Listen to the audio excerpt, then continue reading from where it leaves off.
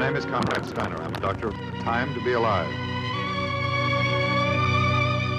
Guardian of birth, healer of the sick, comforter of the aged.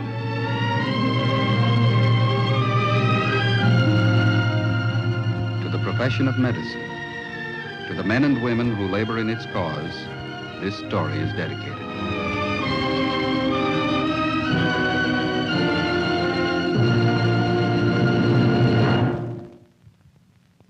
Medic, a presentation of the Dow Chemical Company. Producer of chemicals for industry and agriculture, magnesium, the lightweight metal from the sea, and plastics you use every day in your home.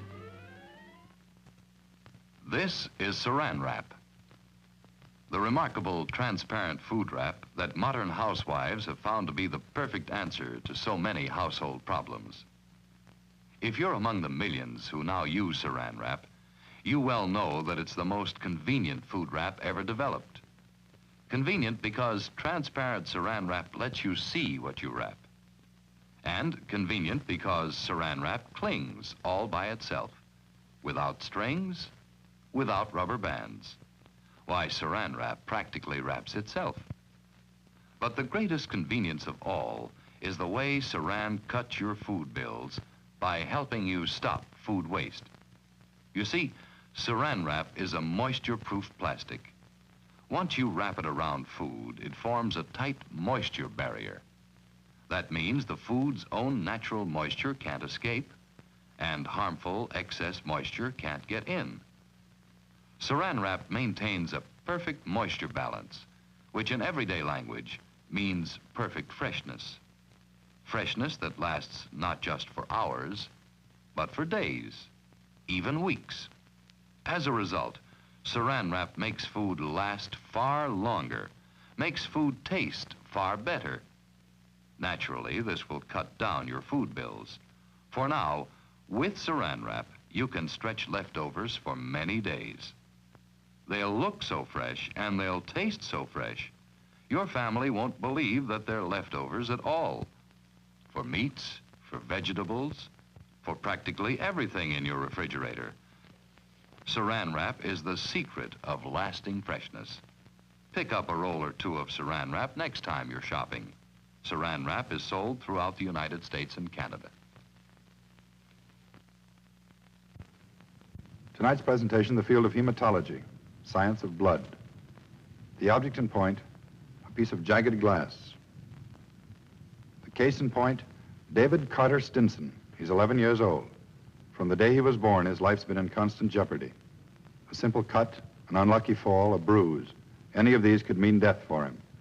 His condition is sometimes referred to as the royal disease, the malady of kings. But David's not a king. He's just a young boy in a lot of trouble. David, tell the class who captured Mexico City and when. David? David, are you listening? In November 1519, Hernando Cortez marched on the Aztec capital, Mexico City.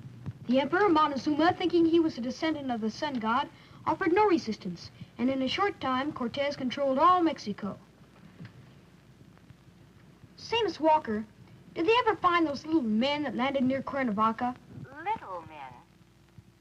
David, is that in your copy of Mexico, Land of Sunshine and Manana? No, it's in Science Weekly Report, Miss Walker. They came by saucer. Class? David, try to stay with the text. Anyway, they couldn't have come to Cuernavaca. There isn't an airport within miles.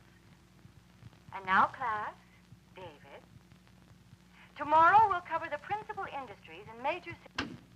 This is David Stinson, and this room has been the boundary of his world for more than 2 months. No great disaster put him there. He simply fell off a bike and bumped his knee. For most boys, the treatment would have been a piece of adhesive tape and a chocolate soda. But for David, it meant 2 weeks in a hospital, 4 pints of blood, an orthopedic brace, and agonizing pain whenever he moves his leg. For David Carter Stinson is a hemophiliac. He's a bleeder. When he cuts himself, it doesn't stop, and it takes all the arts of medicine to keep his heart from pumping his life out through the open wound. And this is his mother, From the day David was born, it's been her job to say no. No bicycle, no baseball, no football, no running, no jumping. Almost every normal interest the boy could have, it's been her job to say no. But she watches over him fiercely, torn with two emotions, love and guilt. The guilt, she blames herself for her son's disease.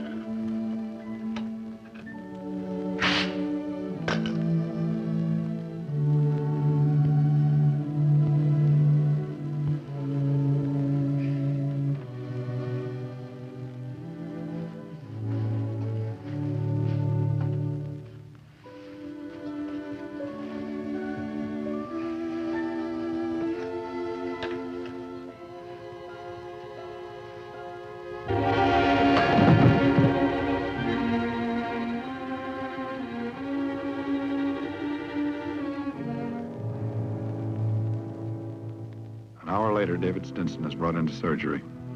The radial artery in his left forearm has been cut, and he's sustained lacerations around the mouth and chin. The impact of his fall has also re-injured his left knee, causing internal hemorrhage around the joint. He's lost considerable blood. On arrival at the hospital, he was given 2 units of anti-hemophilic plasma. He's approaching shock. Blood pressure 70/40. Pulse, 160. The cut in his arm is sutured and a pressure bandage with fibrin foam applied. His face presents another problem. The lacerations are not as deep and can be easily sutured, but the application of a pressure bandage is extremely difficult in this area. Because the patient is a known hemophiliac, a cross match is run immediately and 6 units of fresh blood are ordered. The blood must be fresh, for the vital protein anti-hemophilic factor, which is lacking in the patient's blood, the same protein which causes normal blood to coagulate, loses its effectiveness 24 hours after it's taken from the donor. In order to ensure a sufficient supply of fresh blood on hand, a call is sent out to all available sources in the area requesting blood of the patient's type. Meantime, outside in the hospital corridor, David's family waits, hopes, and prays. His father, mother, his sister. Her name's Flora. She's 21 years old. She's engaged to be married. Like her parents, this is hardly a new experience for her. She's been through it time and again. And with each new episode, a growing fear takes hold in her mind. A fear not only for her brother, but for herself. 3 hours later, the patient is on his 3rd unit of blood and is still bleeding. For the moment, the transfusions have removed the danger of shock.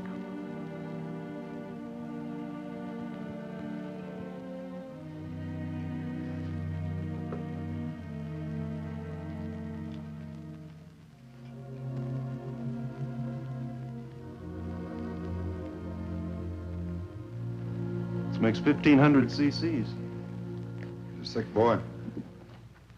Seems there's enough AHF in the blood we've given him to induce clotting. Well, it's not quite that simple, Carl. Hemophiliacs not only lack the AHF factor in the blood, they tend to resist it. Sometimes one of them will build up antibodies that fight it, the one thing that can save their lives. I heard about a patient that took 30 transfusions, was still bleeding when he died. What about isolating the AHF? I mean, so it could be administered in massive doses. Has anybody tried it? No, it's been tried experimentally. It's not too reliable yet. So far, the best we've got is fresh blood and plasma. All we can do is what we are doing. I talked to George Fletcher, the hematologist. He agrees with the procedure we're following. If you want me for anything, I'll be outside getting a history from the parents. Tell him I'll be out as soon as I can. Right. Dr. Styner, look at this.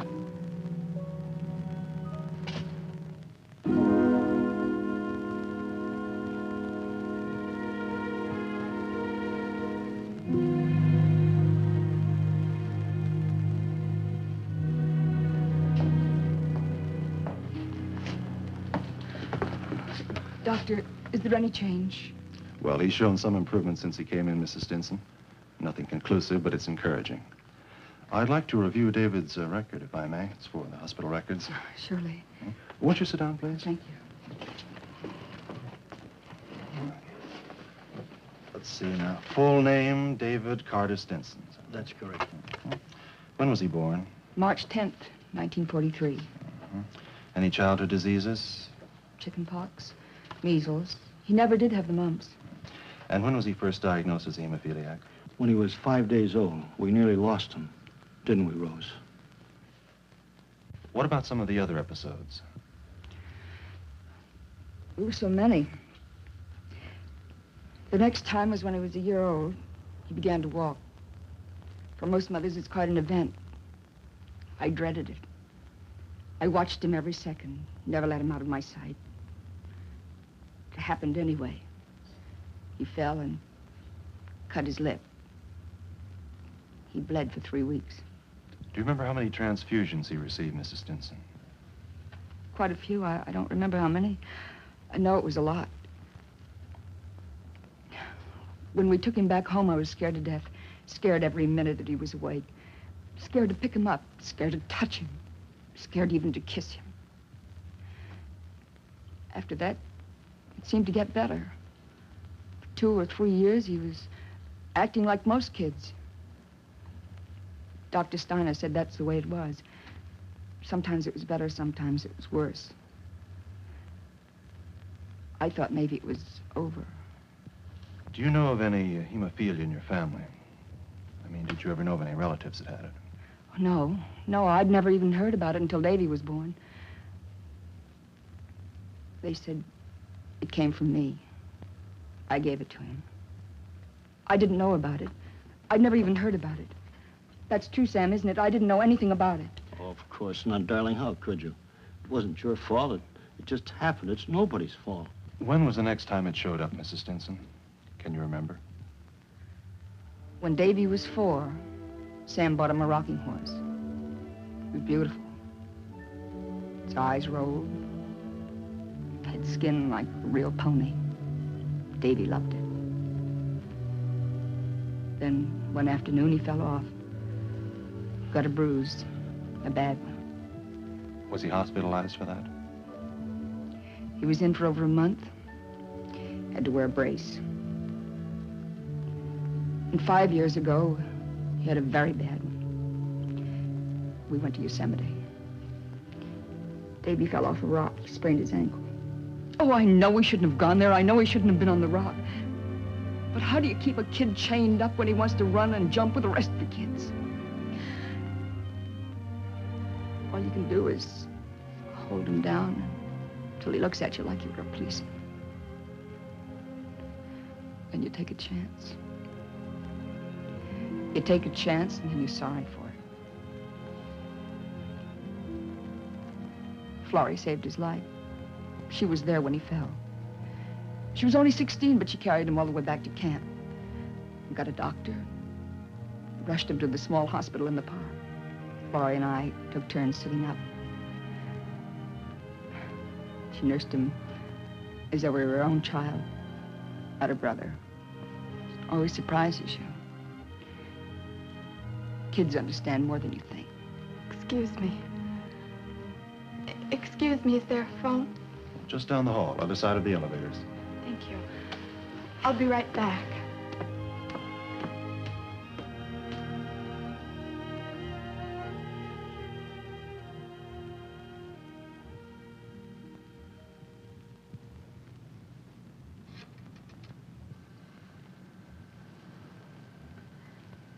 Jimmy? This is Florrie. I'm still at the hospital. Yeah. I've got to see you, Jim. I've got to see you right away.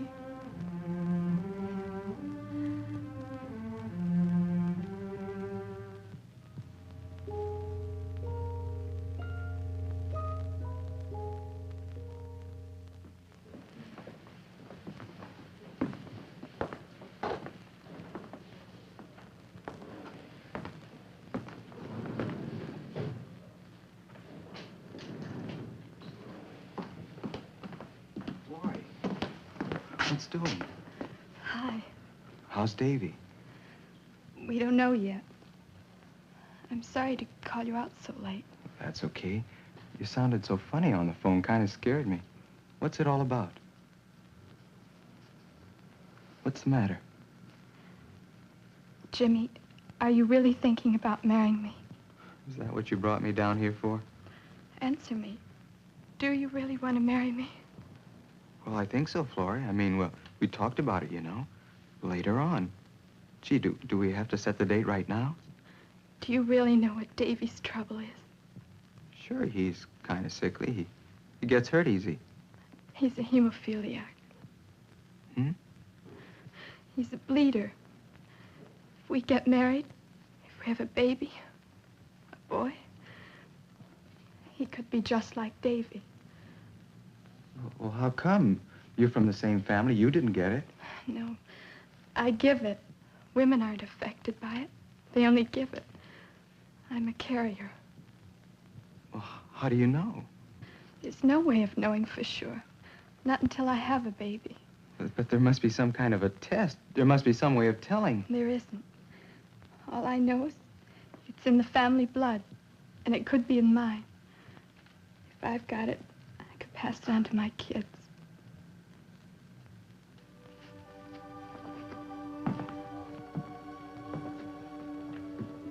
Florrie. You're probably worrying about nothing. You're probably perfectly all right. And if I'm not, would that be all right with you? Spend your life in hospital hallways, have a kid you can't have any fun with, watch him every minute of the day and night. Is that all right with you? Talk to my father. Ask him what it's like. Ask him how many times he's gotten phone calls at work, how many times he's come home and seen a crowd around the house and an ambulance waiting out in front. Ask him how many nights he's slept in hospital waiting rooms like he's doing tonight. Sure, he wanted a son. It's what he always wanted. We finally got one. Davy. And what is he? A little kid. Almost like a glass doll, lying propped up in a bed most of the time. You get so you're even afraid to touch him because you might start him bleeding. Is that the kind of a life you want? You want kids like that? Would that be all right with you? Do you want me that much? You better go home, Jimmy. I said you better go home.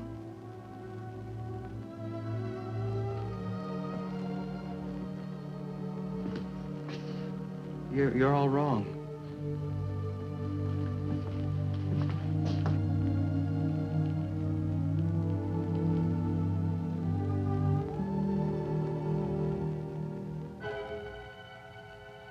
Seven hours later, and there's still no great change in the patient's condition. By now, there's every indication that this patient is a refractory case and may continue to bleed indefinitely. Blood pressure, 120/80. Pulse, 90. Both stable for the last 4.5 hours. Transfusions of whole fresh blood continue.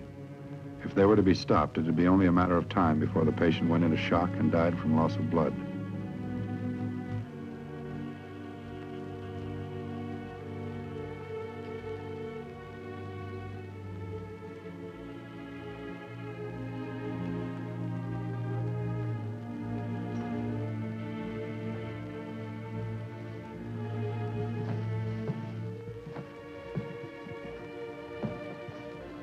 The pressure bandage is changed at regular intervals.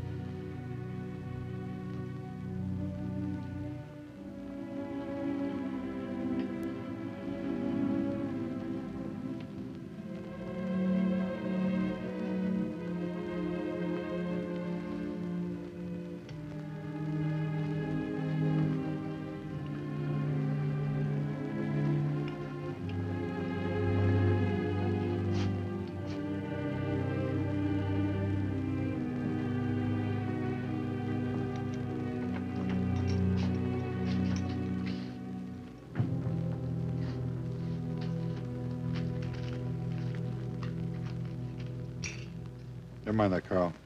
We won't need it now. Well, what is it? He stopped bleeding.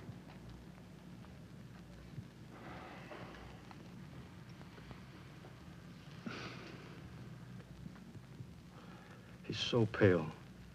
He hardly seems to be breathing. He's all right. We have him under pretty heavy sedation.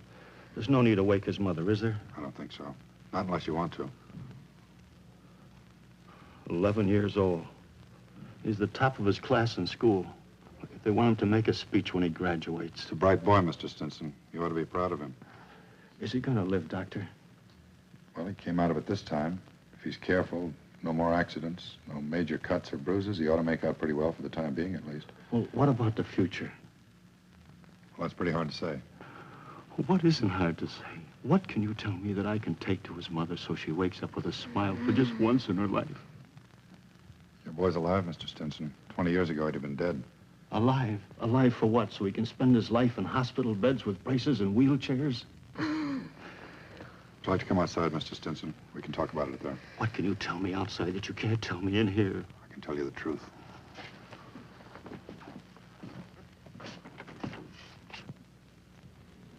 There's a man in Michigan and another one back in Massachusetts. They've isolated the protein in normal blood that your son lacks. There are a lot of problems with it. Maybe months, maybe years before it can be used clinically. But there it is. Somebody's doing something about David's trouble. Maybe tomorrow they'll find the answer. Maybe the day after. But they're going to go on looking for it. That's all I can tell you, Mr. Stinson. You've got a sick boy, but you're not alone with him. There are people working. They're only humans. They've got to do a lot of work before they finally hit on the right answer.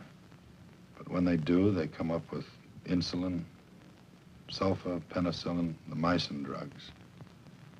Tomorrow, maybe a year from tomorrow, the man in Michigan, or maybe the man back in Massachusetts, maybe they'll finally hit on the right answer. Kids like Davy can jump on their bikes and not worry about bumps, bruises. How about Davy? Does he have 5 years, Doctor? Maybe 5, maybe 50. You know, the graduation's in 2 weeks. He's supposed to make the speech. It's a big thing for him. Can he go?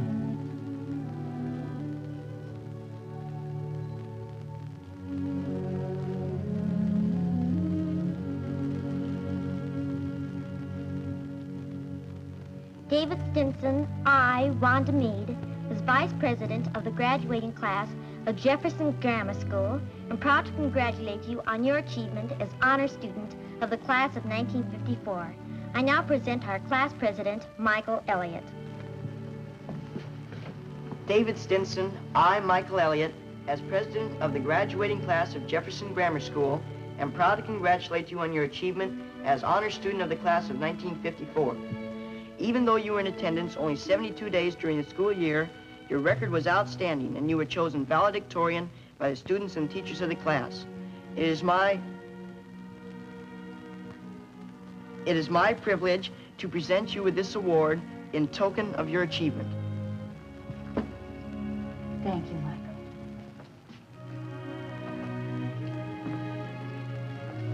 And now I'd like to present our valedictorian, David Stinson. Thank you, Miss Walker. Miss Walker, fellow students, first, let me thank you for your gifts and for having elected me valedictorian. What does valedictorian mean? Valedictorian means the one who gives the valedictory. What does valedictory mean? Valedictory means of or pertaining to leave-taking or saying goodbye. And we are saying goodbye. Goodbye to childish thoughts and actions, to jungle gyms and sandboxes. Hello to a new life of work and play at junior high. But we must be thinking of what kind of men and women we will want to be in the far future of 10 years from now. We must ask ourselves, what does the future hold for me? Florrie, I've been waiting for you. I'm late, Jimmy. It's Davy's graduation. I wish you'd listen to me first. It's important.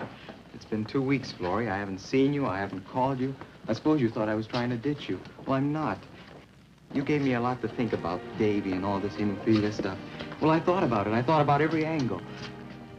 It's time, Florrie. I guess we gotta grow up. A month ago, we were kids. We're not kids anymore. We both know the score. Well, that's all there is to it. I love you. I want to marry you. I want to have kids. I want to be with you. That's all I've got to say. What do you think? Well, I'm glad we got that settled. Which way's Davy's room? Come with me. And so, fellow students, I say this is the most exciting time to be alive. Each of us, in his own way, was prepared to face his own future. Yes, nothing is impossible for those who have faith in the future. Fellow classmates, the world is our oyster.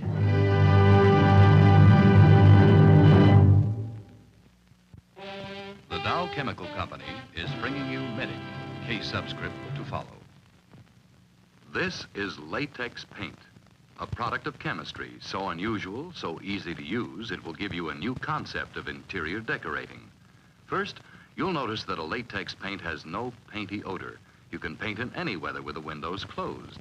With brush or roller, latex paint flows on like magic, and you never have to worry about lap marks. It smooths itself automatically as it dries. There's no messy cleaning up either. Latex paint rinses out in plain water. In just a few hours, your room is completely redecorated. Pictures and draperies are back in place on fresh, clean walls. And if they ever become smudged, soap and water removes the dirt in seconds. Redecorating has never been so easy. Remember, ask for a latex paint. At the present time, research teams at hematological centers all over the country are at work attempting to find the cause and cure for hemophilia, the hereditary disease which lies passive in the female genes of a family for generations and then strikes the innocent with tragic force. Through the steps made by modern medicine to date, by transfusion of whole fresh blood and anti-hemophilic plasma, the lifespan of a hemophiliac has been increased from a few short years to an almost normal and useful period. There is no cure for hemophilia yet, but someday in the near future, a hemophiliac may be able to control his disease by injection, much like the injection of insulin for diabetes.